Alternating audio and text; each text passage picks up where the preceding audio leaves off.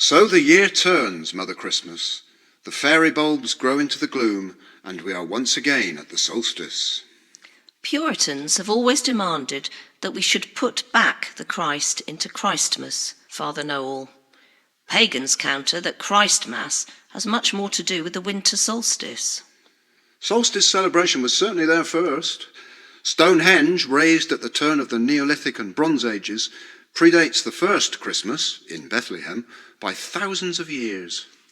The spooky Scandinavian festival of St. Lucy, December the 21st. at the year's deep midnight, led by girls wearing white robes with red sashes, preserves remote memories of how the frozen north celebrated the winter solstice with large bonfires to scare off evil spirits and turn back the course of the sun. As you all look out of your hostelries at the fairy lights, that Christmas cheer in the dark comes from a tradition much nearer Bergen than Bethlehem. True, the biblical God comes to earth in a stable surrounded by animals, farm workers, angels, and wise men with gifts. But nowhere in the Bible does it tell Christians to celebrate that birth on the 25th of December. No, in fact, the first December Christmas wasn't until 350 AD, when Pope Julius I established it as on Mithras's birthday, the last day of the Roman Saturnalia, a midwinter holiday when work was suspended, the moral and social order was upended, and gifts were exchanged. There is not a verse in the Bible about holly, ivy, medieval geese, Victorian turkeys, German fir trees, mulled wine, mince pies, Christmas Eve ghost stories, robins or Santa. The word Christmas never occurs. Like Christmas puddings, pies and trifles, it is a medieval invention, more Saxon mess or feast than Latin missa or service. Mince pies are Elizabethan.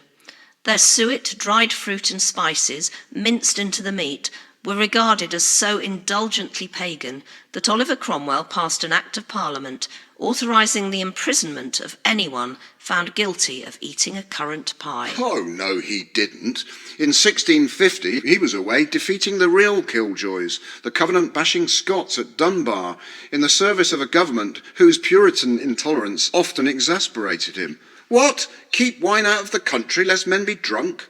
But this is where our folk memory that Cromwell cancelled Christmas comes from. Let's talk turkey. Yes. A Tudor innovation and one of Henry VIII's less controversial cuts. But only after Scrooge sent a big one to Bob Cratchit did the turkeys really start voting for Christmas. Unlike most of our modern Christmas traditions, turkey isn't German, Nordic, or even American in origin. Germany tucks into roast goose and carp served with glühwein, while Icelanders feast on gammon steak, herring and reindeer. In America, from which it was introduced to Europe by the Spanish in the 16th century, a turkey dinner is more associated with Thanksgiving, November. Some believe goose is a more authentic choice, but the old folk rhyme is against them. At Christmas, a capon. At Michaelmas, a goose. And somewhat else at New Year's tide, for fear the lease flies loose. Geese were released into the stubble fields at Michaelmas to fatten up on the dropped grain. Poor farmers often paid their landlords in geese. So, gentlemen, your authentic Christmas dinner is capon, a castrated cock. St. Boniface, Boniface. Boniface, cut down an oak in anger. Some German pagans were worshipping it, and a fir tree, symbolising Christianity, sprang up from the roots. European tree worship survived in the Scandinavian custom of decorating the Christian house and barn with evergreens at the new year to scare away the devil.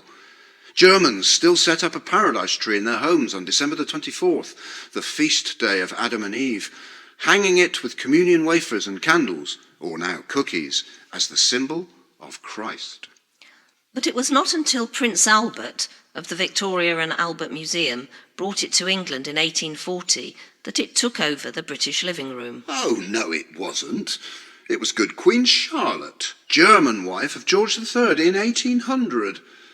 Not to mention the ancient British Druids who used holly and mistletoe as symbols of eternal life and placed evergreen branches over doors to keep away evil spirits. Santa wears red instead of the authentic Christmas solstice green of Gawain and the Green Knight, because of Coca-Cola. Oh, no, he doesn't. That change precedes Coca-Cola by over a decade. The Holly King fought the Oak King for rulership of the year. Its fresh green leaves and bright berries signify the green of growth and fertility, also represented by mistletoe, and the red of blood, a reminder of the springtime to come. Christianity added the blood and crown of thorns of a love that dies for others. And a spirit of generosity. Let's raise a glass of mulled wine to the sainted 4th century Bishop of Myra, thanks to whom Christmas really does have its roots in Turkey.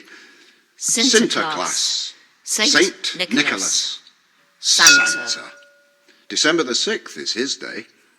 He believed in giving gifts to children as a way of adding enjoyment to their all too fleeting childhoods. An old British folk tale has it that when Jesus was on his way to Calvary, a robin picked a thorn out of his crown, and the blood which issued from the wound, falling on the bird, dyed its breast red. The robin was originally Thor's bird, and no real robin ever sang in Palestine, but this legendary bird surely flies higher and sings more sweetly in these Christian versions. Christ was definitely an addition to the original pagan Christmas. But it adds a deeper meaning. Love.